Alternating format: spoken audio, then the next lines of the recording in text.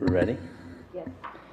All right, welcome. It's Monday, February 10th at 6:05 to the Safety and Health Committee.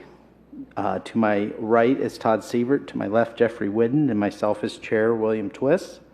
And we're here tonight to provide a recommendation to council regarding the authorization for the Director of Public Safety to execute two documents related to providing emergency 911 responses to the Upper Valley Medical Center campus. Those two documents would include an agreement to accept a $175K grant from the UVMC Community Benefits Fund to offset the purchase of an ambulance van, and an agreement for payment for emergency response services by UVMC. And this is considered an emergency legislation. So, would you like to start for us? Sure. Thank you, Mr. Chair. So prior to 2017, UVMC, the campus, was part of the Troy Fire District under the within the same boundaries as Concord, the rest of Concord Township. There was a shift in service responsibilities. That was an issue that was ironed out between Concord Township and UVMC. So since 2017, UVMC has employed a number of private ambulance services to provide both inter-campus patient transport as well as 911 emergency response. We've been working with UVMC and representatives of Premier for the past several months to discuss how we could begin to provide primary emergency response only, not the inpatient transfers for appointments and the like. We've been, since 2017 or thereabouts, maybe a little after that, been on a backup contract, kind of a mutual aid, but it's not called mutual aid since we're dealing with private ambulances, but with UVMC in the event that there were some response concerns based on the call and the timing and other factors. So we've been doing that on a backup basis, and this contract would restore us doing primary emergency response, primarily out of Station 12. This would, again, as I mentioned under the contract, that the draft contract language, we would only provide emergency response, no on-campus patient transport. Call volume, I will say, is not a concern, actually, given the estimated calls that we would make to UVMC campus. It's a lower expected call volume than what we had back in 2017 before and before then.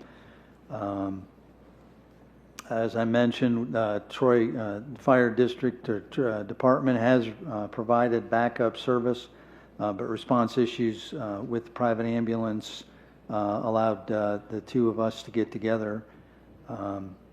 I will say that there's two pieces, as the chair had mentioned. There's two pieces of authorization that we're requesting from council.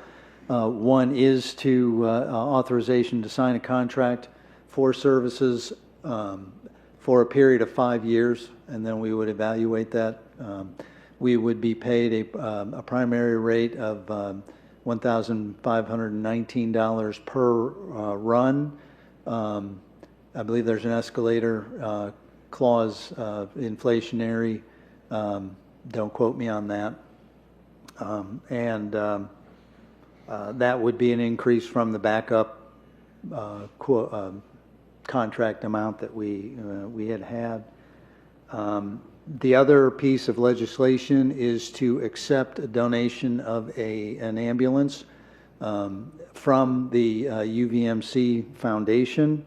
The UVMC board did authorize, and I believe it was in your packet, the letter granting us $175,000 towards the purchase of that ambulance.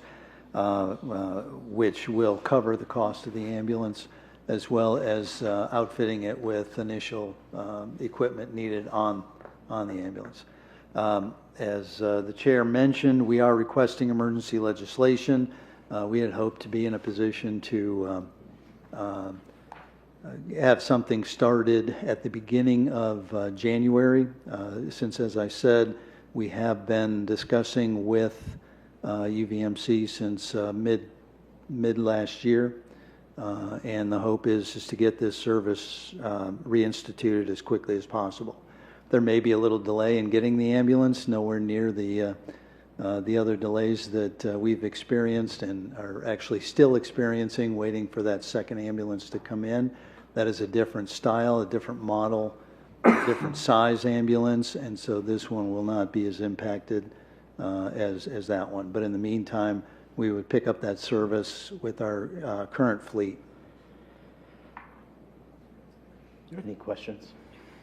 No questions. I think it's a good private, well, I may have one question that just occurred to me, but no, I think it's a good private public partnership. It's something we should do. But as you were talking, this is only emergent transports. So is it primarily just taking people from Kester to the ER? No, it's no. Where are you? It's not emergency transport. It could be transport. It's any emergency call. It's an emergency response. So there may be a transport, there may not be a transport. There may be an emergency transport from Kester to the ER. The two assistant fire chiefs are here in the audience, and I neglected to mention that we do have a representative from UVMC that, Mr. Chair, you may want to recognize and allow to speak, if I may be so bold. Sure. But to your question, Wade and Don are in the audience if you want to dive into that a little bit more.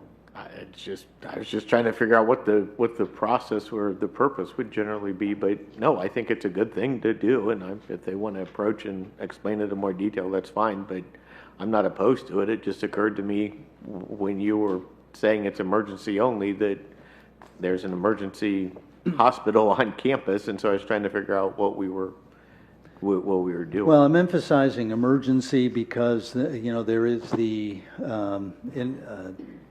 transports that occur between buildings for patient transport for appointments and the like, non-emergency situations. And we do have a sensitivity that we don't want our staff to be at the risk of advertising for one versus the other, an Uber or Lyft or a taxi cab service. I'll use all three. And so that is part of the contract. I mean, UVMC will continue to provide private ambulance transport, non-emergency transport on campus. So that's the reason I made sure I said emergency. Do you have any comments or questions? Mr. Sievert mainly hit my own point to try to explain to the general public why hospitals need ambulatory care for what they do there. I do have a question for either one of the fire chiefs in the audience, if they could come forward. Just Wade. You Oh. drew the short. You can I did the short straw. So, Wade Dexter, Assistant Chief. So the question is on the Sprinter van and what services, because I know this, I've talked to Mr. Tittering, this van would also be able to go on its normal calls that you guys receive. It's in the city of Troy, the services it could provide versus the full-fledged big boys we have that would go out. So the additional ambulance would be stocked with the same equipment that our current ambulances are. The intended use for that new ambulance is to take some of the lower priority calls. All of our calls come from Miami County Dispatch in a priority 1 through 5. Priority 1 being not breathing, priority 5 being my back hurts or I hurt my foot. So the intention would be to use that smaller ambulance for those lower priority calls when resources aren't as needed. And then that ambulance would also be used to provide these 911 services out at the Upper Valley campus. Okay. And we won't have any staffing issues to staff up that new ambulance, or will we bring on additional staff for that? So we are discussing with the union how we can broaden the service community-wide or district-wide. But in the meantime, what this contract would provide and why we want to get this going is so that we can add UVMC to our service levels immediately. Okay. Thank you. Can I ask a question? Yes. Where's the ambulance going to be stationed? So we haven't made all the operational decisions for it yet. Originally, the conversations were placing it out at Station 13 because we have extra people out there that would give us some more flexibility, but we're still looking into that, so. Is 13 the one by Myers? Stanfield, yes. Yeah, Stanfield. There's also been discussion about 12. And we feel that estimated it's going to be 50 to 75 calls a year. That's correct. And currently, as backups, how many have we handled? Don? 60? For the last one. Okay. So basically, we're changing. So basically, we're doing we're it now changing the just paying as. rules. We're getting an ambulance, so good job. Okay. So we've done 60. Okay. And All right. prior to the big changes back 2016, 2015, we were pushing over 200 calls out to that campus a year. So. Wow. Okay. And again, we do have a representative Yeah. at UVMC. Hold on, Wade. Any other questions from council members before you leave? Because I know they're going to be there before I call. I don't have a question for the Assistant Chief. Mine goes back to Patrick for the language that the letter that we got that was attached to our staff report from UVMC and staff.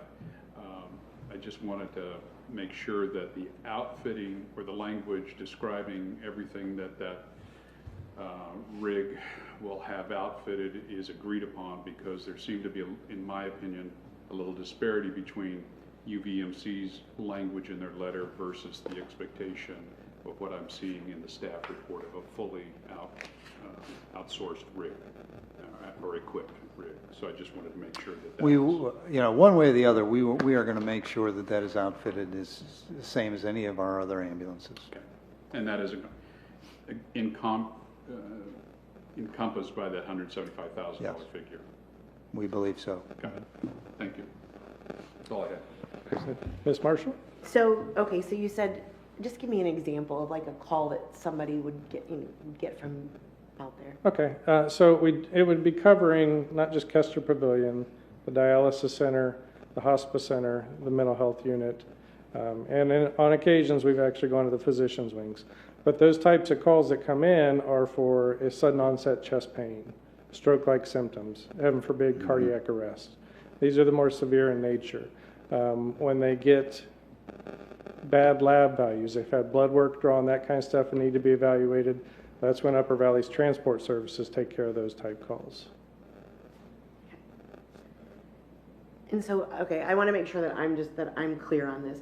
This is not strictly for UVMC's campus. It can be used, will be used anywhere in the city. That's correct. This Right. additional ambulance will be used Okay. anywhere in the city. And everything that is on that van is exactly what would be on another ambulance. They will be equipped to the same capabilities, yes. Okay. Any other questions? No. Okay. All right. Thanks, Wade. Thank you. If Thank UVMC, if you would like to come forward to state your name, if you have any other comments to add, we'd like to hear from you. Thank you. I'm Diane Runenkamp. I'm the Director of Finance for Upper Valley and Premier Health.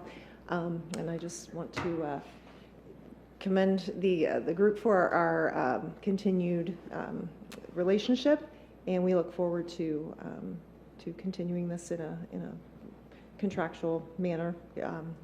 As was stated, our utilization of your services is pretty much going to be unchanged. And so through I do want to correct, because it is a very important piece, that the donation of the Sprinter van will be coming from the UVMC Community Benefits Fund, not the UVMC Foundation, which are two different organizations, aspects. So that's where the Sprinter van is coming from. So we just appreciate the ongoing relationship. Thank you for being here. Any questions for Nope, okay, thank you. Any other questions from other council members in the audience? Mayor Oda, I see you waving your hand back there, doing a jumping jack. Just do some cartwheels down this aisle and we'll be... I just think it's very important that with these discussions that we've had with Upper Valley, it's important for you guys to know they have to call 911. That they Correct. can't just take people to the hospital. There has to be a 911 call, and that's kind of the reason for, they can't just use one of their vehicles to take people. And I feel like that's kind of missing from the Yep. conversation, that Thank they you. have to call 911, even though it's on the same campus. It feels very duplicative, but that's kind of the process behind it. Yeah, thank you.